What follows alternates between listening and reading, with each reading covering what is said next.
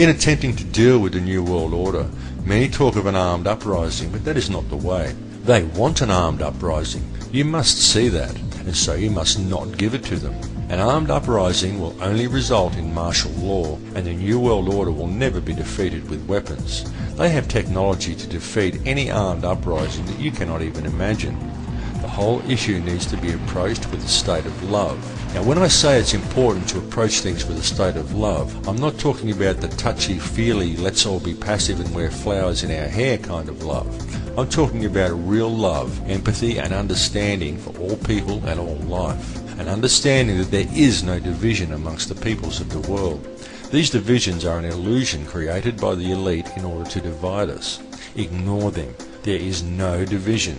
There is no other. There is only one. We are one. No people in any country want war. Only leaders and bankers want war, so don't give it to them.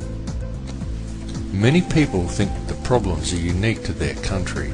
For example, many Americans may argue that the issues of 9/11 are an internal problem, but such is not the case, because the conspiracy we are dealing with here is very old and very well thought out, and the problem is indeed a global one. Much of the controlling influences are actually European. It just seems internal to many Americans because it is more active there. And this is not to say anything against the American people at all. It is more active in America at this particular time because it is in America's District of Columbia that lies the Illuminati Center for Military Control. That is why it is so important for the American people to act immediately to restore their constitution. Should this not be achieved, it will spell very bad times ahead indeed, not for just America, but for the entire globe, because there is nowhere to escape from the New World Order. There is nowhere to run, no country one could move to, and no chance of setting up any alternate societies in some place that will remain unaffected. Their influence across the globe is all pervasive.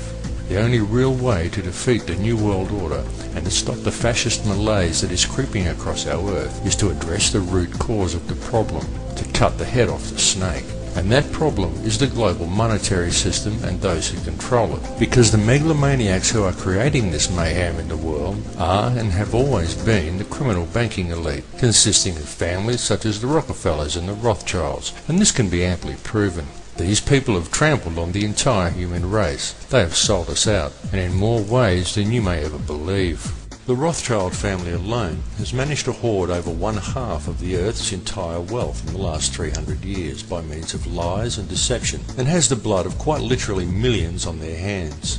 The goal of these elite international criminals is to microchip the entire population of Earth and to eliminate all those who resist, so total control over humanity can be placed in their hands. These are deranged, extremely sick and very ruthless people who care nothing for anyone who is not part of their elitist club. What is needed to fix the problems is a global revolution of the people, but it does not need to be a bloody battle. In fact, not a single shot even needs to be fired. All that is required is for the people of the world to wake up and stop going along with the system. Stop agreeing with what is being done to the world and its people. For just 1 week even, stand up and say no, we will not do this anymore. Get yourself a supply of food and stay home for a week. Don't go out and be a consumer. Don't watch TV. Don't go to work. Don't buy gas. Don't buy alcohol. Don't go shopping at all. Just do enough to keep the essential services operating. Can you imagine what the elite would do and what could be achieved with just 1 week of global non-compliance? Global non-compliance by the people would bring the entire global elite to their knees and utterly defeat the New World Order in one fell swoop. Then if the people forgot all about what the TV told them was right and helped each other instead of profiting from each other in order to buy more useless trinkets, the entire system of slavery and control would come crashing down like a house of cards. The only power that the ruling elite have over the people of the world is the power that we ourselves grant to them. All that is needed to fix it and to stop the New World Order in its tracks is for the people of the world to stand united in an act of non-violent non-compliance. A simple case of no sir, we will not do this anymore. It's that simple. The malaise that is creeping across our world must be dealt with by the people, and dealt with very quickly.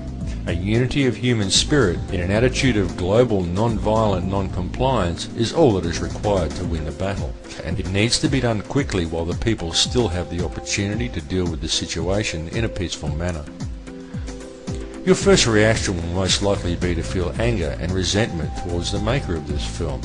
This is an understandable reaction because this film is suggesting you to consider the possibility that you may have been wrong about the view you have of this world. But do not feel anger because you only have this view because you've been lied to.